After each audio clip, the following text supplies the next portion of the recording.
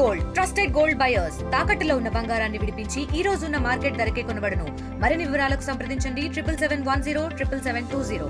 Vice president ఎన్నికల్లో Congress party cross voting చేసింది. అది ఎక్కడి నుంచి కాదు, తెలంగాణ నుంచి చేశారంటున్నారు బీఆర్ఎస్ పార్టీ ఎమ్మెల్యే పాడి కౌశిక్ రెడ్డి. మాట్లాడదాం.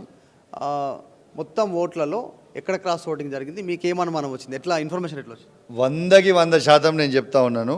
ఇది మీరు చూడొచ్చు. జయరాం రమేష్ గారు 315 ఓట్లు పడ్డాయని జయరాం రమేష్ గారు ఇలా ట్వీట్ చేసిండ్రు.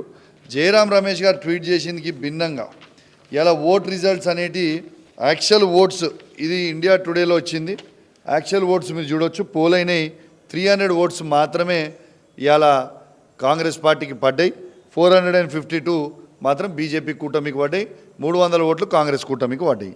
మరి 15 ఓట్లు ఎక్కడివి అంటే బరాబర్ ఇవి తెలంగాణ ఎంపీ ఓట్లే. తెలంగాణలకు ఉన్న ఎంపీ ఓట్లు మొత్తం కూడా అమ్ముకున్నారు. ఆ ఎంపీ ఓట్లన్నీ కూడా బీజేపీకి ఓటు వేసిర్రు. అది కూడా ఎందుకు చెప్తున్నా, ఉట్టిగా మాట్లాడతలేను, గాలి ముచ్చట్లు మాట్లాడతలేను. ఇలా ఎన్నికలు జరుగుతూ ఉంటే ఇగోండి స్వయంగా ఇది చూడండి, మీరు చూడొచ్చు. ఇది చాలా సీరియస్ అయిన ఇష్యూ.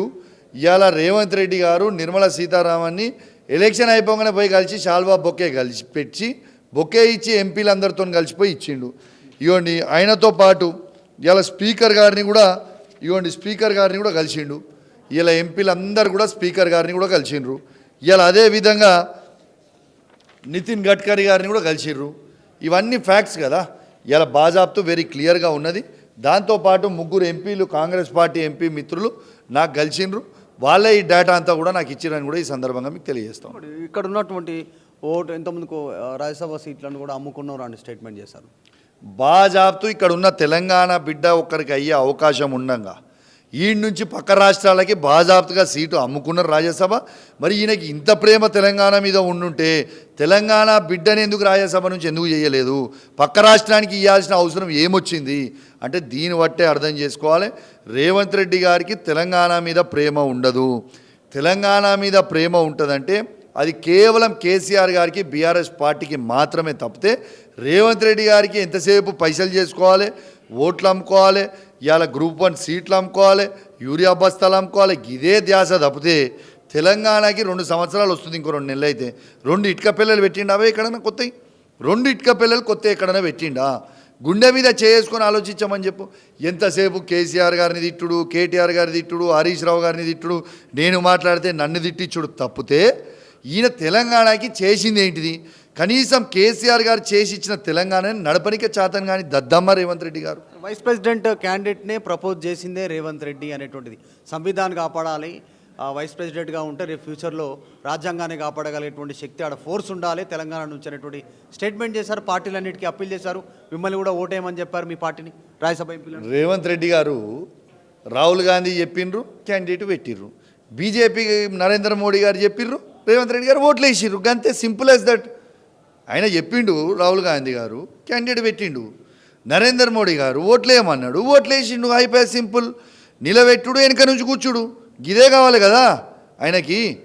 ఇంక నిలబెట్టి మరొక్కసారి మీకు క్లియర్గా చెప్తున్నా, తెలంగాణ బిడ్డ అయిన సుదర్శన్ రెడ్డి గారిని కూడా మోసం చేసిన చరిత్ర రేవంత్ రెడ్డి గారికి దక్కుతుంది. మీరు కరెక్టే చెప్తురా లెక్క పాడి కౌశిక్ రెడ్డి గారు. ఎందుకంటే చెల్లని ఓట్లు కూడా ఉంటాయి సాధారణంగా. లాస్ట్ ఎలక్షన్లో కూడా చెల్లని ఓట్లు అయినాయి ధన్కర్ పోటీ చేసినప్పుడు. ఈసారి కూడా చెల్లని ఓట్లు ఉంటాయి కదా. అసలు ఎన్ని ఓట్లు పోలేని? నేను చెప్పింది కాదు కదా బాస్. జయరాం రమేష్ గారే 315 ఓట్లు పడ్డాయి మాకు అని చెప్పిండు. ఒకటి నెంబర్ 1. ఇవాళ ఓటింగ్ అయిపోగానే ఏ మంత్రులను ఎందుకు గెలిచిండు? ఓటింగ్ అయిపోగానే తెలంగాణలో ఉన్న ఎంపీలు బీజేపీ మంత్రులను ఎందుకు గెలిచిర్రు? దానికి జవాబు చెప్పాలి కదా. ఓటింగ్ అవుతుంది, ఓకే, నిధులు నువ్వు అన్నట్టు మంత్రులని నిధుల కోసం కలిసిరు. మరి స్పీకర్ని ఎందుకు కలిసిరు? సరే, మంత్రులు నువ్వు అన్నట్టు ఓకే, 2 మంత్రులని నిధుల కోసమే కలిసిరు అనుకుందాం, నువ్వు అనుకుందాం. మరి స్పీకర్ని ఎందుకు కలిసిరు? స్పీకర్ని మంచిగా మీరైతే బాగా చెప్తారు నరేంద్ర మోడీ గారికి పోయి మేము ఓట్లు గుద్దినాం, మంచిగా ఆయనకి వచ్చి చెప్పండి సార్ అని చెప్పిరా పోయి. నేను చెప్పింది బరాబర్ వాస్తవం, నేను చెప్పింది ఫ్యాక్టు. రేవంత్ రెడ్డి గారు కాంగ్రెస్ పార్టీలో ఉండడు. ఖచ్చితంగా రేవంత్ రెడ్డి గారు బీజేపీ పార్టీలకు పోతాడు. ఇది వాస్తవం, గ్యారంటీ, రాసిపెట్టు. పాడి కౌశిక్ రెడ్డి ఎప్పుడేది మాట్లాడినా సెన్సేషన్ మాట్లాడతాడు, ఏదో ఒకటి అలిగేషన్ చేస్తాడు, రేవంత్ రెడ్డిని టార్గెట్ చేస్తాడు. కొద్దిసేపట్లో పాడి కౌశిక్ రెడ్డి ప్రెస్ మీట్ అయిపోయిన తర్వాత అటు నుంచి కౌంటర్ ఉంటుంది కాంగ్రెస్ నుంచి. కౌశిక్ రెడ్డి ఒక్కడ పెడితే కాంగ్రెస్ పార్టీ మొత్తం షేక్ అయిపోతుంది. ఇంకా వీళ్ళ ముఖాలకి కేసీఆర్ కావాలి, కేటీఆర్ గారు కావాలి, హరీష్ రావు గారు కావాలా. ఒక్క కౌశిక్ రెడ్డి చాలు కాంగ్రెస్ పార్టీని ఫుట్బాల్ ఆడుకోవడానికి, రేవంత్ రెడ్డిని ఆడుకోవడానికి. ఎవరు అవసరం లేదు, మా పెద్ద నాయకులు ఎవరు అవసరం లేదు, మేమే చాలు సరిపోతుంది ఆయనకి జవాబు చెప్పడానికే. అందుకే వాళ్ళు ఎవరు లేకుండా సింగిల్గా పెట్టినాం ప్రెస్ మీట్. ఒకవేళ నిజంగానే ఈ అలిగేషన్ పైన వాళ్ళు కేసు ఫైల్ చేసుకొని. నేను అలిగేషన్ కాదు నేను చెప్పింది ప్రూఫ్స్తో సహా చూపించిన వాళ్ళు చేసింది చేస్తే చేసుకొని. ఏమైంది కేసులు ఏమైనా కొత్త నాయి, కేసులకి ఎవడు భయపడేటోడు ఎవడు లేడు, అన్నిటికీ సిద్ధమయ్యే ఉన్నాం. ఏం కాదు, కేసే కుచ్చిబి ఫరకనే పడతా, ఏంటి కూడా వీకేదేం లేదు. Thank you. రైట్. ఇది పాడి కౌశిక్ రెడ్డి హుజురాబాద్ ఎమ్మెల్యే అలిగేషన్ చేస్తూ ఉన్నారు.